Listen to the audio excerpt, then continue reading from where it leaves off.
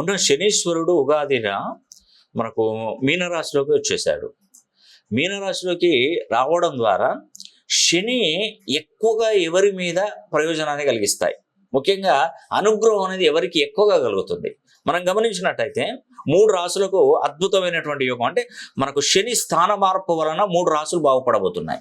దానిలో మొట్టమొదటి రాశి తులారాశి. మీకు చెప్తున్నాను కదా, 6వ స్థానం అనేది కూడా తులారాశికి శనీశ్వరుడు 2.5 సంవత్సరాలు యోగిస్తాడు. రాసి పెట్టుకోండి.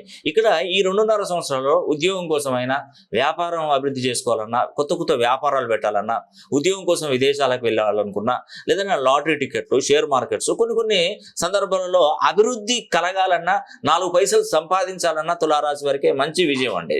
ఇది మంచి అవకాశం. రెండోది, లాభస్థానంలో మనకు వృషభ రాశి నుండి చూస్తే లాభస్థానంలో శని ఉన్నాడు, అంటే మీనరాశిలో ఉన్నాడు.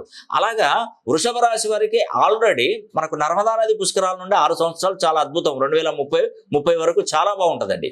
ఈ వృషభ రాశి వారికి ఏంటంటే లాభస్థానంలో శనీశ్వరుడు ఉండడం వల్ల వ్యాపారాలను కూడా బాగా నడుస్తాయండి. గతము వేరు, ఇప్పుడు వేరు.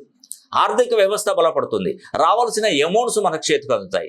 ఉద్యోగ అవకాశాల కోసం ఎదురు చూస్తున్నటువంటి వారికి ఉద్యోగం దొరికే అవకాశాలు ఎక్కువగా ఉంటాయి. తర్వాత వేరే కంట్రీస్కి, అబ్రాడ్కు, యుఎస్ కానీ, కెనడా కానీ, ఆస్ట్రేలియా కానీ, ఇట్లా సింగపూర్ కానీ, దుబాయ్ కానీ, అరబ్ కంట్రీస్ కానీ వెళ్ళేటువంటి వారికి ఈ వృషభ రాశి వారు అయితే వాళ్ళకి బాగా కలిసి వస్తుంది. తర్వాత